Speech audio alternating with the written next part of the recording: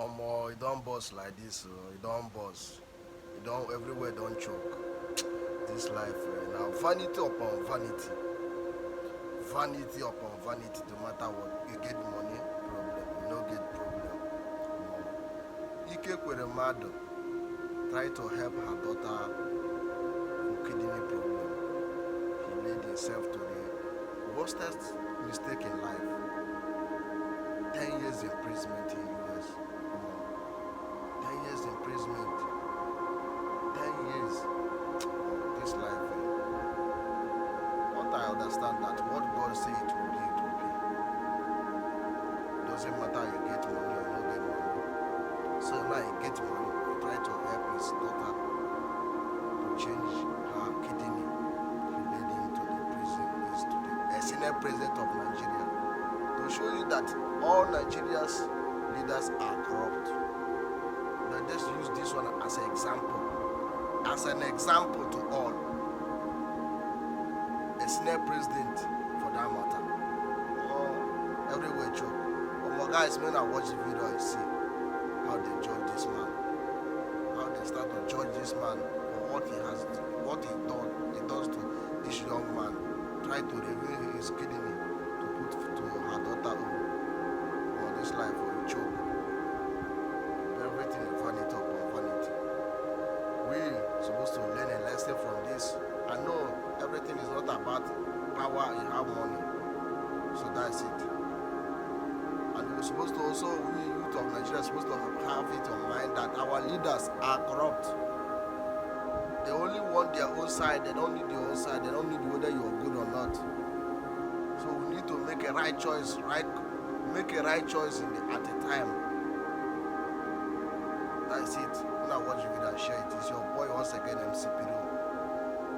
Senator Ike Ekweremadu and Dr. Beatrice Ekweremadu, you can remain sitting for the moment. You have each been convicted of conspiracy to commit an offence of human trafficking. You brought a young man to London to exploit him. The exploitation was the proposed donation of a kidney for reward. The reward was to be the payment of money and a chance to work in the United Kingdom. People trafficking across international borders for the harvesting of human organs is a form of slavery. It treats human beings and their body parts as commodities to be bought and sold. It is a trade that preys on poverty and misery and desperation. The evidence shows that those who are impoverished, often living in multi-dimensional poverty, desperate for a better life, and ignorant of the true risks, are sometimes willing to donate their organs for money or the chance to work in the UK. Significant risks attached to such donation without proper aftercare. You each played a part in that despicable trade. You, Abina Abetta, underwent a kidney transplant at the Royal Free Hospital in London in 2021. You said that you and your donor were cousins. That was a lie. The clinicians at the Royal Free and the independent assessors at the Human Tissue Authority were taken in by your lie. They believed that the donor was acting altruistically as a good Samaritan. The transplant went ahead. There is no evidence that the donor has been given the necessary aftercare. It is not necessary for me to make a finding as to whether you exploited the donor. But what is clear is that you learned from your experience that it was possible to manipulate and corrupt the regulatory system by using a fabricated affidavit, by lying about your relationship with the donor, and by coaching the donor to lie. You, Senator Ike Ekremadu, and you, Dr. Beatrice Ekremadu, have a daughter, Sonia. She is very ill. She is suffering from FSGS, nephrotic syndrome. She needs a kidney transplant. Everybody has enormous sympathy for her and for the impact on each of you seeing your daughter's suffering. Sonia's uncle, Diwe Ekremadu, knew Abina Abeta from medical school. He got in touch. Abina Abeta offered to help find a donor. A possible donor was identified. By law, his name may not be published.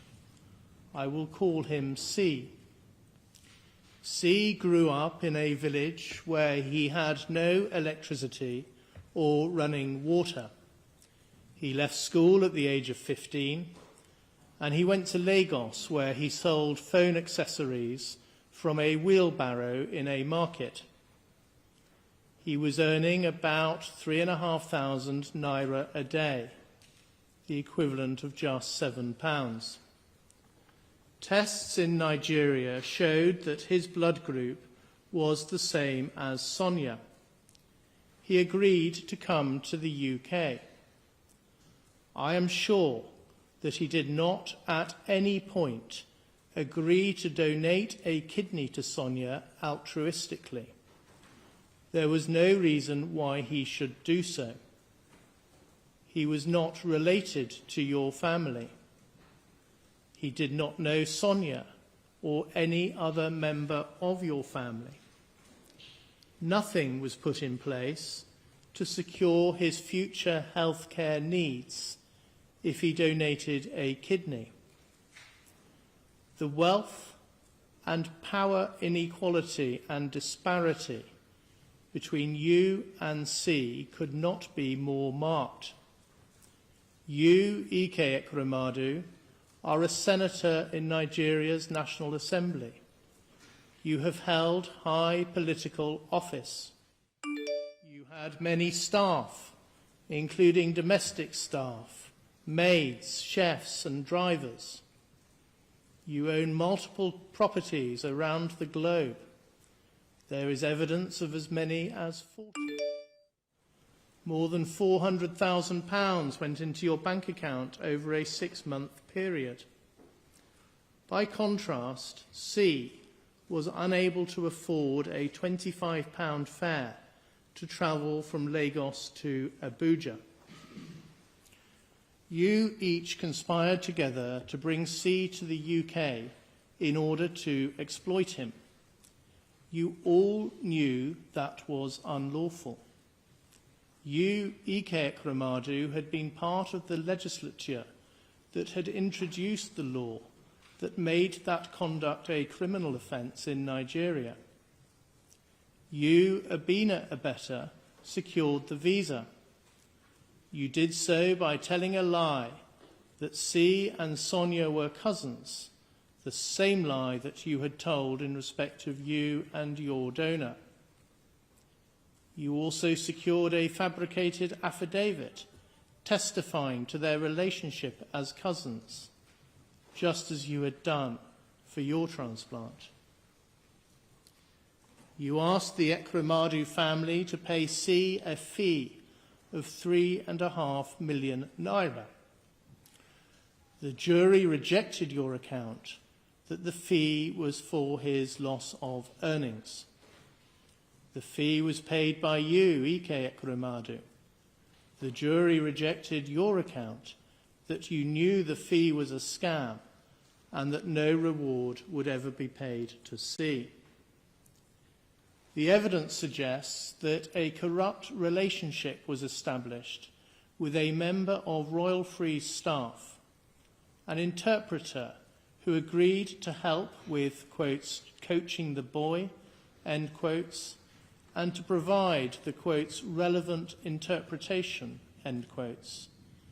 You, Ike Ekremadu, were instrumental in establishing and controlling that corrupt relationship. The clinicians at the Royal Free Hospital once again believed the untruthful account that the donor and recipient were cousins. There was, however, a concern about the risk to C, given his age and his ethnicity. After the doctors interviewed him, they were concerned that he was not sufficiently mature and motivated to be an organ donor. This time, the transplant was not approved.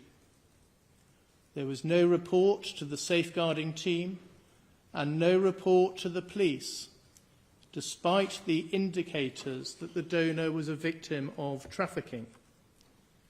Those indicators included the tenuous nature of the relationship between C and Sonia, the limited evidence to support that relationship, and C's clear lack of understanding about the process, and also his reaction to being told that he was at the hospital to discuss a kidney donation. In the course of the trial, Hugh Davis KC suggested that a lesson to be learned from this case is that clinicians must be alive to the risk of trafficking and report cases like this when concerns arise. I entirely agree. After the decision had been made that the transplant would not go ahead, there was a sinister development. A consultant nephrologist and another man examined C at the place where he was being kept. It is not necessary to make a finding as to the true purpose of that examination, but it is easy to understand why C believed that he was going to be taken back to Nigeria for the transplant to be conducted there. On the 3rd of May, when C was due to return to Nigeria, he ran away. He spent 2 nights sleeping rough. On the 5th of May, exactly a year ago, he attended Staines police station. There he saw Sonia Nicholas, a police inquiry officer, and Detective Constable Hannah Paisley. As a result of them carefully listening to C, it was recognised that he might be a victim of trafficking. Arrangements were made to secure his protection and his well-being. Subsequently, each of you was arrested, charged, prosecuted, and convicted. C suffered a loss of his personal autonomy because you kept his passport and exercised control over his movements and his basic human needs. He was put in fear that he would be subject to the forced removal of his kidney without any appropriate aftercare. Now he is scared to return home to Nigeria. As he puts it, he is having to start his life again. I considered that a substantial compensation order might well be appropriate for the loss and damage he has been caused by your conduct. I asked the Crown to inquire as to C's attitude towards such an order. That is because, in some cases, victims of crime do not want compensation from the offender, and an award of compensation might even risk causing further distress. A police officer carefully explained the meaning, reason, and purpose of a compensation order to C. he immediately responded that he did not wish to entertain compensation. The officer says, quotes, "C spoke with moral conviction. Despite understanding the material benefit receiving compensation may have for him, he adamantly said he did not need or want anything from the bad people. He no longer wants them to have any involvement with him in any capacity, irrespective of the financial benefit he stood to make.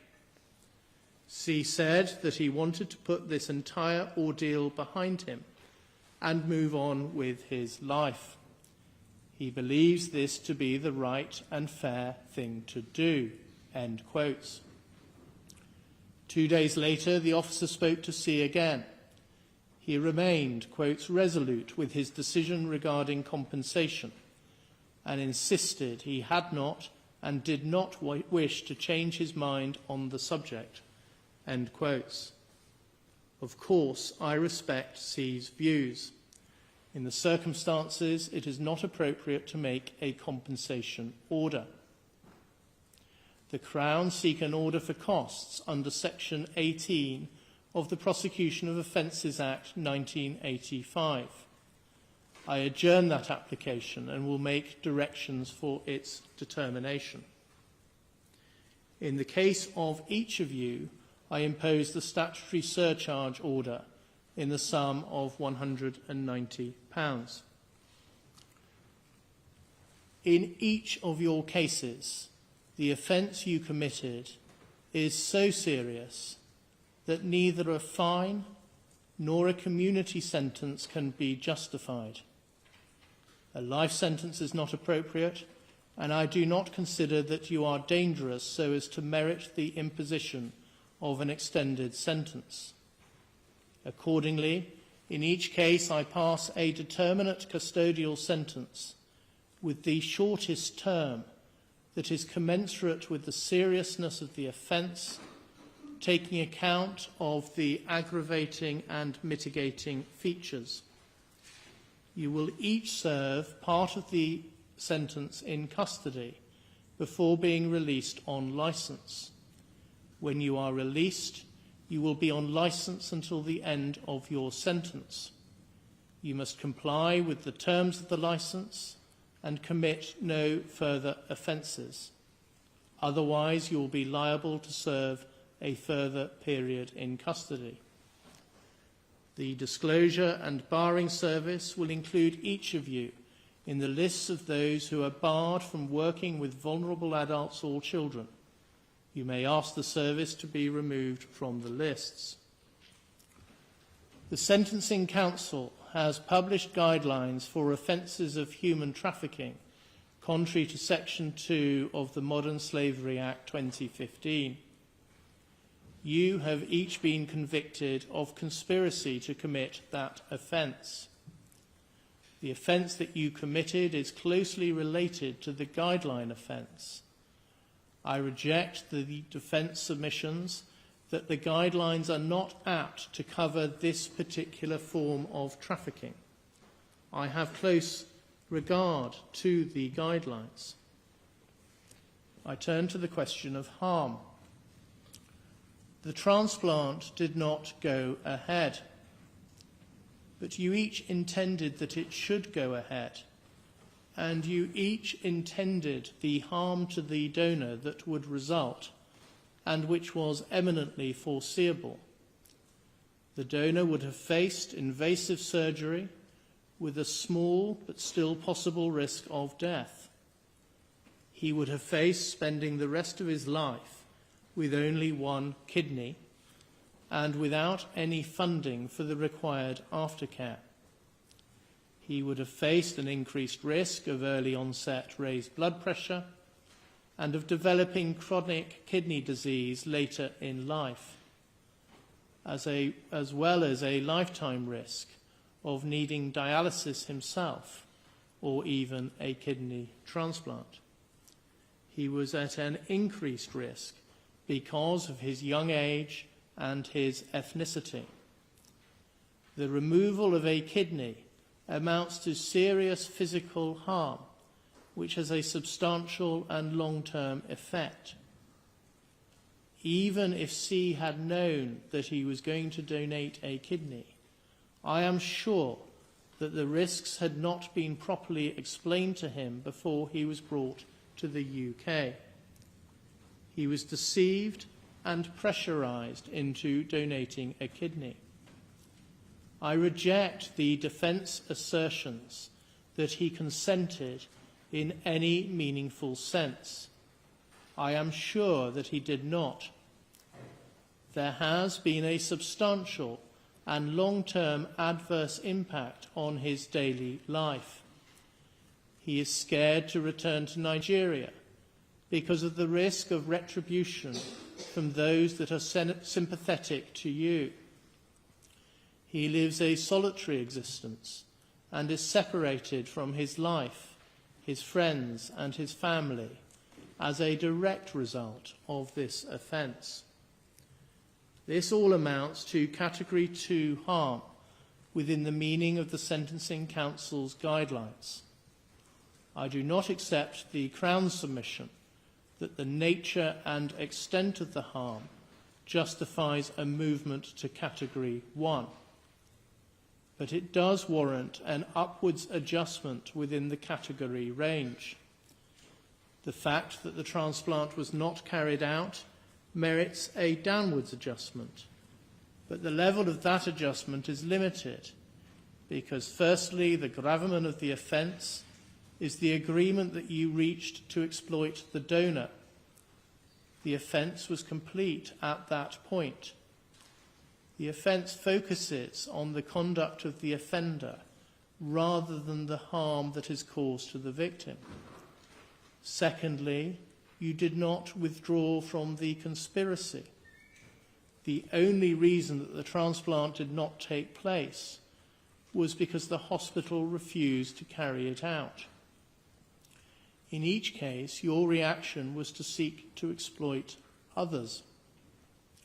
And thirdly, quite apart from the harm that would have resulted from a transplant, C has suffered substantial actual harm of the nature that I have identified. I turn to culpability.